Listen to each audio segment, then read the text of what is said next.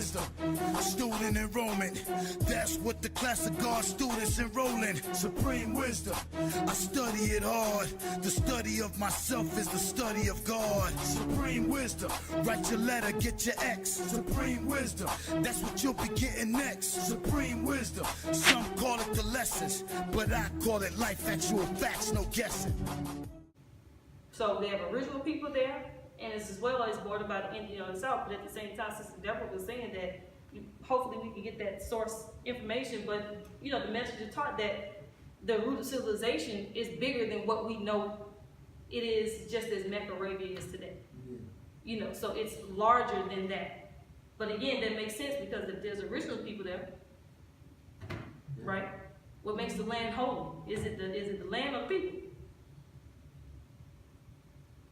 I heard another name, Chancellor William, related to Africa. As well as Africa is included. Yeah.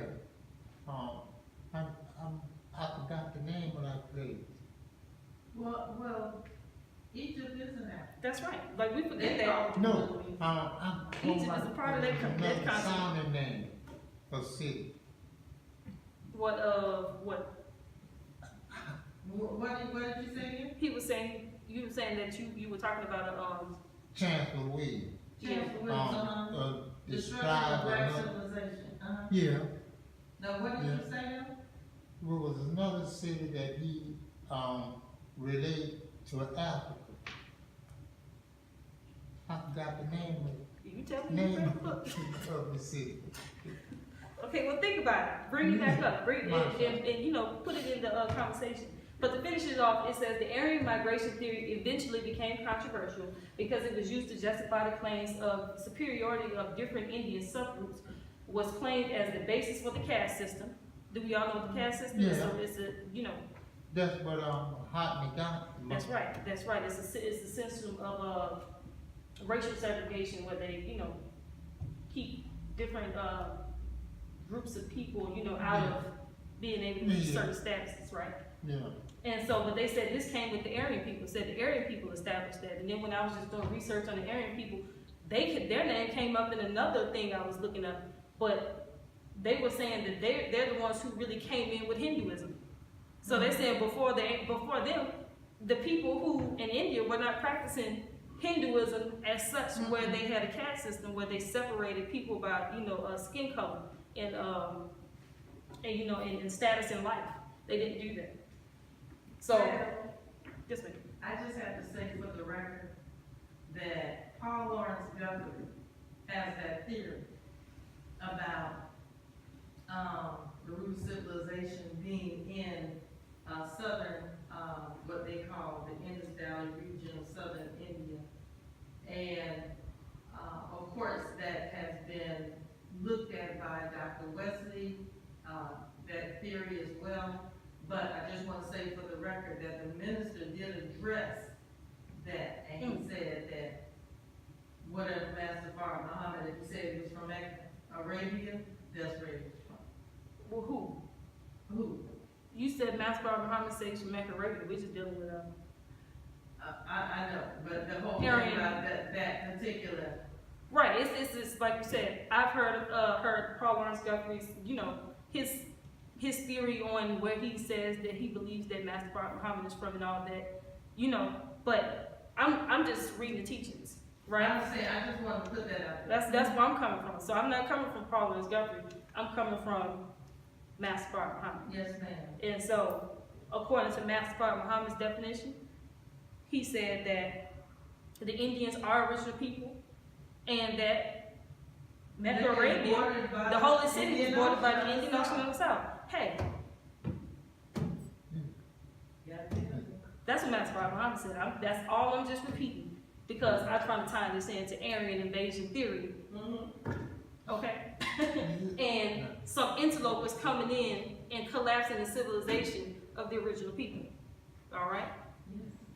So, and this was from an article called Aryan Invasion May Have Transformed India's Bronze Age Population by Tia Gosh. I don't know how to pronounce the name, I'm sorry. But, did I ever finish reading this? It says that the caste system and in a bastardized form was incorporated into the Nazi ideology that the Aryans were the what race? The master race, right? And so, going back to that tricknology, right? What did it say?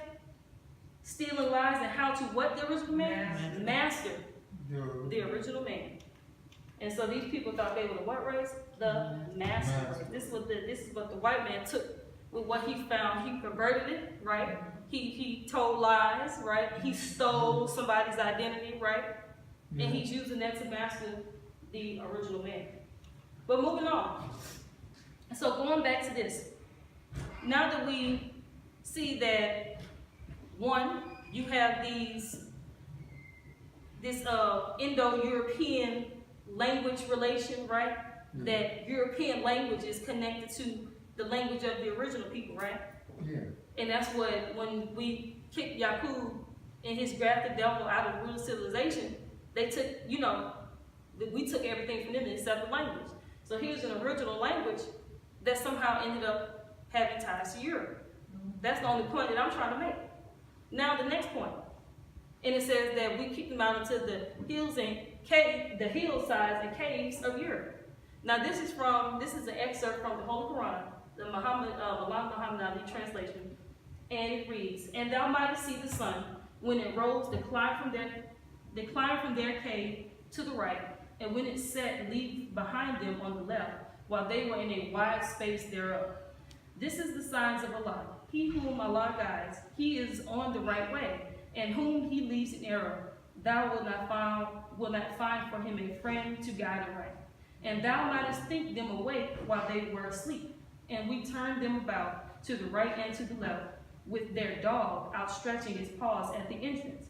If thou didst look at them, thou wouldst turn back from them in flight, and thou wouldst be filled with awe because of them." And that's from Holy Quran chapter 18, entitled The Cave, verses 17 through 18. And that's actually the section is called The Dwellers in the Cave. But in the cave. In the cave. So, just for that purpose, I want everybody to get a,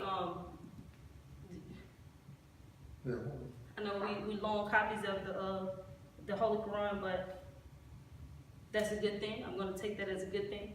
But what I found interesting because I got this actual excerpt from the Message of the Black Man, where the messenger was talking about them, and he was talking about how the Holy Quran references them. So I wanted to look up, what the messenger pointed out to us to look up. But what I found was interesting is not only that verse where it talks about the dwellers in the cave, living in caves, and they having their dog with them. I was like, let me read the footnote on this, right?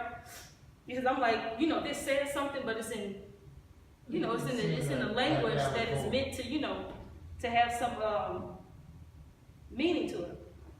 And so, for the footnotes for verses 17 and 18, it reads, "The verse does not speak of any miraculous change in the sun's course. It does not speak of any change at all. It simply describes the position of the cave, which was so situated that it did not admit sunshine. This could easily happen in a cave with its mouth to the north, situated in the northern hemisphere and above the Tropic of Cancer. In fact, the description applies to any country in the northern hemisphere north of the Tropic of Cancer. The whole of Europe, thus, in one sense, answers the description of the cave." Heard that? Yeah. It says the whole of Europe, in one sense, not saying the only sense, but in one sense, answers the description of the cave. Yeah. And it says it is a fact that Christianity spread in Europe first. Okay? But let's not get out of sync in the timeline.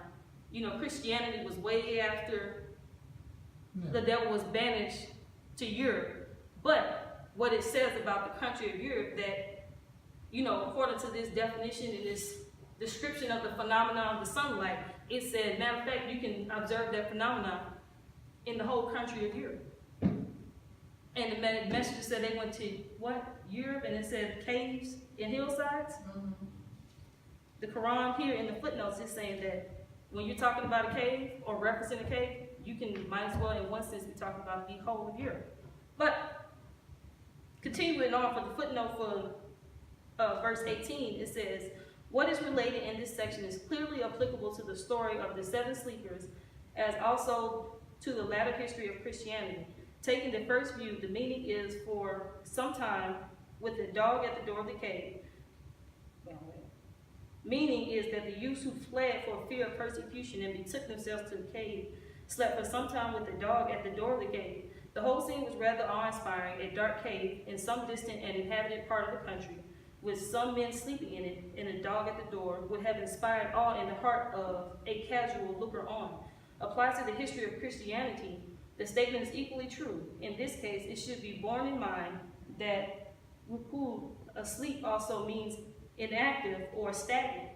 Thus, rakada means ka'ada. I'm trying my best to read this transliteration. Ta'akara, i.e. he abstained or held back from the affair. Raka dati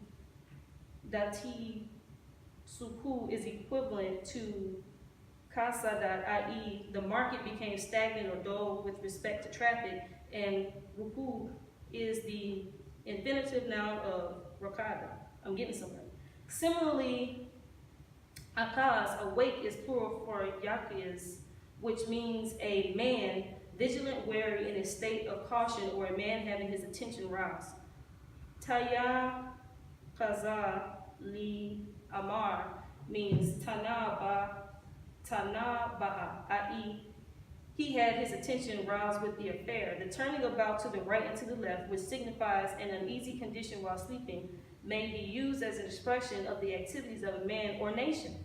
Thus, there may be a reference here to the lethargy in which the Christian nations remained for a long time, and to their subsequent going about in the world to the right and to the left, i.e. spreading in all directions. And this is the part I'm trying to get to. And it says, it may also be noted that Europeans are generally fond of dogs. I wanted to read that whole footnote so y'all won't say I'm skipping around. But what it says that it may also be noted that Europeans are generally fond of dogs. That's from the Holy Quran. It's footnotes, but that's a separate book from this. And the messenger, what does he tell us about Yaqub's graphic devil when he went savage? He explained there was a certain behavior that they took on, right? That's right. If it was 4 of them, 5 was the... That's right. So in this savage period, they start to get close to animals, right? Yeah.